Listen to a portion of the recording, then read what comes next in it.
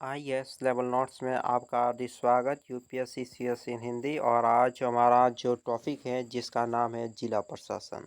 जिला प्रशासन दोस्तों, भारत में प्रशासन की प्रमुख या क्षेत्रीय इकाई के रूप में जिले का लंबा इतिहास है। यानी कि भारत में प्रशासन की क्षेत्रीय इकाई के रूप में जिले का दोस्तों लंबा इतिहास है, जो मौर्य काल से शुरू हो रहा। मौर्य काल था उस समय से शुरू हुआ है ये इतिहास। मुगल काल के दौरान जिले को सरकार कहा जाता था। मुगल काल में जिले को क्या कहा जाता था? सरकार कहा जाता था। और इसके प्रमुख को किरोड़ी फौजदारी कहा जाता है। इसको क्या कहा जाता है? इसके दोस्तों जो प्रमुख होता है इसको कहते हैं करोड़ी फौजदारी। लेकिन आज जिला प्रशासन का प्रमुख जिलाधीश यानी कि कौन होता है? जिला कलेक्टर का पद। विकास में ये पद दोस्तों भारत में ब्रिटिश ईस्ट इंडिया कंपनी के समय से भारत में चल रहा है। यानी कि ब्रिटिश ईस्ट इंडिया जो कंपनी है उस समय से भारत में ये पद चल रहा है। जिला कलेक्टर का जिलाधीश होता है वो। भारत में कलेक्टर का पद सर्जन 1772 ईस्वी में तत्कालीन गवर्नर जनरल राइट इन हेस्टिंग यानी कि दोस्तों जो हेस्टिंग्स था, जो रॉबर्ट्स हेस्टिंग्स था ने किया था। जिले का स्पष्ट शब्द का सर्वप्रथम ब्रिटिश काल में इसका प्रयोग किया जाने लगा था और ब्रिटिश शासन के दौरान इसकी स्थापना जिला भारतीय प्रशासन यानी कि इसे को दोस्तों रीढ़ की हड्डी के रूप में भी जाना जाता है।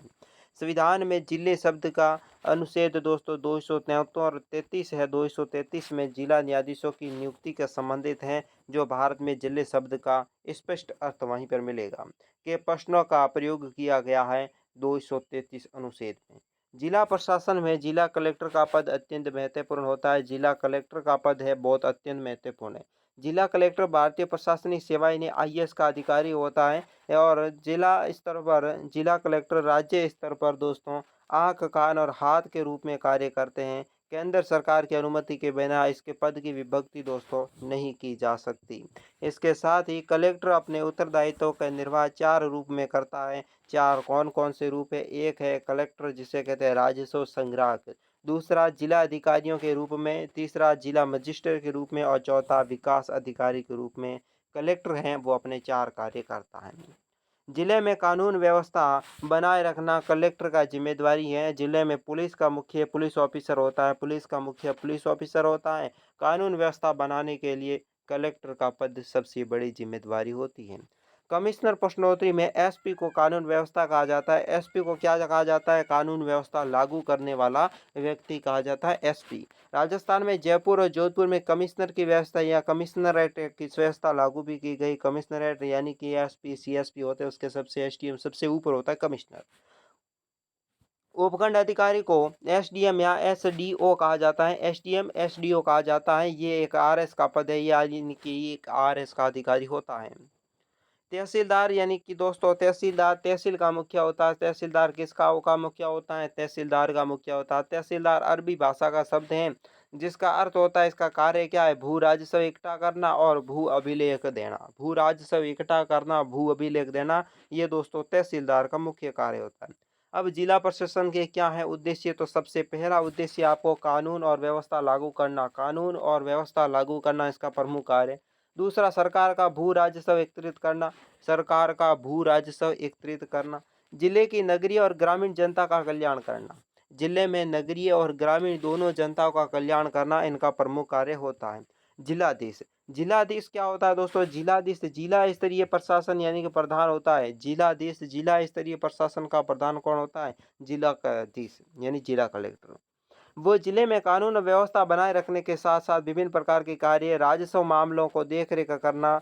जिलाधीश अधीन उपखंड स्तर पर यानी कि उपखंड अधिकारी और तहसील स्तर पर तहसील प्रशासन नियंत्रण या क्रियान्वयन एवं इसके साथ राजस्व संबंधी मामलों की देखरेख करने के लिए उत्तरदायित्व होते हैं। यानी कि ध्यान रख लेना, इसमें ये बताया गया कि जिलाधीश यानी कि जिले के स्तर पर देखो कलेक्टर है, आईपीएस अधिकारी आईएएस अधिकारी होते हैं ना वे। पुलिस प्रशासन पर आईपीएस होता है। इस प्रकार ये जिले के। अब बात कर रहे हैं साथ में तहसील स्तर पर, तो तहसील स्तर पर कौन होगा? एसडीएम होगा, तहसीलदार होगा, पटवारी होंगे, ये सब इसके अंतर्गत आते हैं और यही तहसील को संभालने का काम करते हैं। इनकी उत्तरदायित्व ये रहती है कि तहसील में सभी कार्य संपूर्ण रूप से सही तरीके से करें। उपखंड अधिकारी क्या होता है? उपखंड अधिकारी राजस्थान के समस्त जिलों में उपखंड अधिकारियों में विभक्त किया गया, यानी उपखंडों में विभक्त किया गया है राजस्थान के समस्त जिलों को उपखंड यानी कि तहसीलों में, ठीक है। प्रत्येक उपखंड उपखंड अधिकारियों के अधीन होती है, यानी कि उपखंड अधिकारी कौन होता है? एसडीएम और तहसीलदार। ये राज्य से प्रशासनिक सेवा के अधिकार में होता है और उपखंड अधिकारी का अपने क्षेत्र में प्रशासन के संबंधी लगभग सभी महत्वपूर्ण कार्यों का संपादन जिलाधीश के निर्देशन यानी कि जिला कलेक्टर के निर्देशन में सभी काम करने पड़ते हैं। तहसीलदार और एसडीएम को सबसे प्रमुख जिला अधिकारी होता है इसलिए। फिर तहसीलदार, अब तहसीलदार होगा तो ये होगा तहसील में। उपखंड स्तर के नीचे राजस्व प्रशासन हेतु राज्य में प्रत्येक उपखंडों में तहसीलों का आवंटन भी किया गया है, ठीक है। तहसीलों का प्रमुख अधिकारी तहसीलदार होता है। कौन होता है? तहसीलों का प्रमुख तहसीलदार होता है। तहसीलदार की नियुक्ति राजस्व मंडल द्वारा की जाती है। राजस्व मंडल है, इसके द्वारा तहसीलदार की जाती है नियुक्ति। ओके, राजस्व तहसीलदार सेवा के सदस्य होते हैं, यानी कि राजस्थान में तहसीलदार सेवा के सदस्य होते हैं। किसके सदस्य होते हैं? सेवा के सदस्य होते हैं। ओके, अधीनस्थ सेवा के अधिकारी होते हुए भी तहसीलदार राजपत्रित का अधिकारी होता है। क्या अधिकारी होते हैं? राजपत्रित अधिकारी होता है तहसीलदार। राजस्थान तहसीलदार सेवा नियंत्रण दोस्तों 1956 में राजस्व मंडल है, जिसमें तहसीलदार सेवा नियंत्रण को राजस्व मंडल को सौंपा गया था। फिर होता है तहसीलदार के बाद होता है पटवारी। पटवारी तो आपको पता है, आपके ग्राम में रहता होगा। राजस्व प्रशासन के मुख्य न्यूनतम इकाइयां ग्राम और गांव होती है। क्या होती है? ग्राम होती है, गांव की है। गांव का प्रशासनिक कौन होता है? पटवारी होता है। गांव का प्रशासनिक अधिकारी कौन होता है? पटवारी होता है।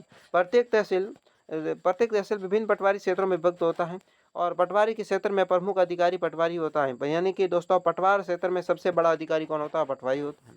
पटवारी का कार्यालय अपने कार्य क्षेत्र में यानी प्रमुख गांव में होता है। पटवारी का कार्यालय कहाँ पर होता है? गांव में होता है और लेखा जोखा कहाँ देता है? तहसील भवन में जाके देता है। वो उसी गांव में निवास करता है जहां पटवारी पद का मुगल काल से प्रचलन आया, यानी कि जिस गांव का पटवारी होगा वो उसी गांव में रहना पड़ेगा, वहीं का पद संभालना पड़ेगा। पटवारी सरकारी प्रतिनिधि के रूप में भारत में ग्रामीण जनता के निरपेक्ष या प्रत्यक्ष रूप से निकटतम रहा है, यानी कि ग्रामीण जनता के प्रत्यक्ष में सबसे निकटतम पद पटवारी का रहा है। पटवारी राजस्व प्रशासन का सबसे महत्वपूर्ण पद माना जाता है। राजस्व प्रशासन का सबसे महत्वपूर्ण पद कौन सा है? पटवारी माना जाता है।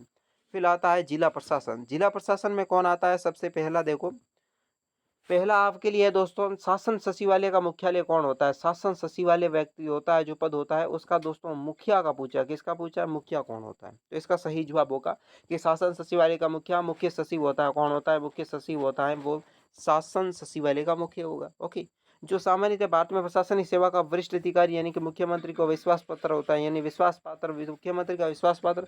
भारतीय प्रशासनिक अधिकारी जो आईपीएस अधिकारी होता है पुलिस के ऊपर सबसे बड़ा, ठीक है, कमिश्नर से ऊपर होता है, जो जिले में एक ही होता है, वो होता है, वो मुख्यमंत्री का विश्वास पात्र माना जाता है।